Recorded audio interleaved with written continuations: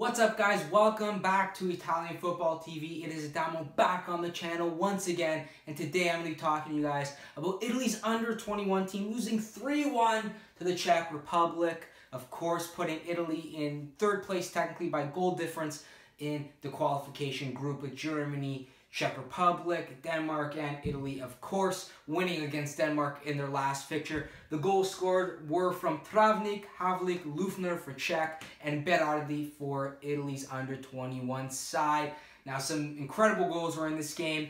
A lot of entertaining moments, but Italy couldn't get the 3 points, and it was very disappointing from Di Biagio's side because it was a typical performance where they had plenty of chances, could have scored plenty of goals. Realistically, this game could have ended 3-4-1 for Italy, but they ended up losing 3-1 and not getting the crucial 3 points that it would take to level them with Germany in this group, which is now being very competitive and could go to the final day if things don't work out for Italy. But, of course, the man, the myth, Petagna from Milan's Primavera, the one and only, he's getting a lot of criticism, and I think it's deserved mainly for the fact that he's getting a lot of chances. He's getting a lot of service from players like Chiesa, who had another solid game coming off the bench, and he's not finishing them. He had a one-on-one with the goalie, tried to sort of chip it around him, didn't work out. It was practically an empty net. But Petagna is just not scoring goals for the under-21, and they need him to, because if he scored the goal when it was at 1-1, I believe, it would have been 2-1 to Italy. They would have built on that, and they would have ended up winning the game, I believe, personally.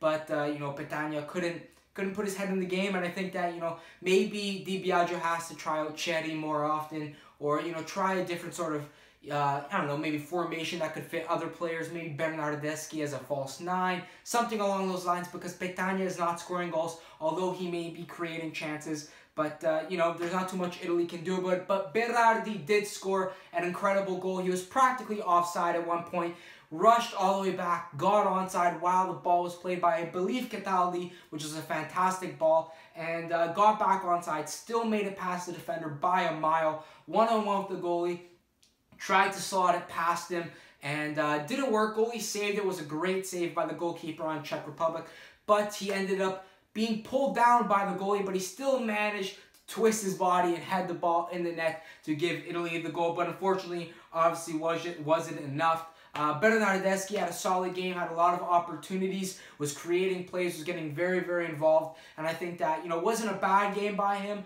Could have scored more opportunities like Petagna, for example, but in the position that he was in with the chances he created, I think that, he's a player that has to continue to start for this team because he's proving why he deserves to start, being very, very hard on the competition. But the main problem in this squad was the midfield today. I think that although Cataldi had that fantastic pass, you had Grassi on the other side, and Pellegrini, who's most likely going to join Roma as they're being linked, that he will join Di Francesco back on his side, as is from Sassuolo, of course.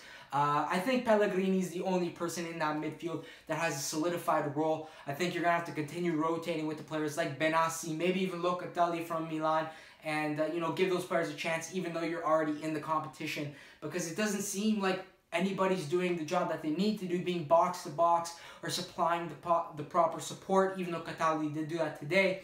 There's just a clear gap in that midfield that is not tracking back. They're not guarding their men, and they're letting guys score ridiculous goals, as we saw with Lufner scoring the last goal, arguably the goal of the tournament. Guy freaking walks up past the halfway line, just slices the ball perfectly. Nothing Donnarumma could do, although you could probably say he probably has something else on his mind. I'm not gonna say anything else, but just Mino Raiola, there's a lot of stuff. There's a lot of stuff going on. But anyways, I don't think Donnarumma could have saved that shot, even though it was from so far away. It was literally as far on the side of the net as you could go, and it was a fantastic goal from Lufner. Arguably, as I said, the goal of the tournament. Not much else Donnarumma could do. He's got a lot on his mind. You can't blame the kid. But anyways, the Azzurrini could have done a lot better today. Could have ended 3-1 in their favor if the tide went the other way. So you never know. There's a lot to come from the side. Still possible favorites to win this tournament, along with the other many sides like Spain, for example, in this tournament. But look out for IFTV social media, Twitter, Facebook, Instagram, because they will be doing tons of stuff tonight in New York. A lot of stuff going down.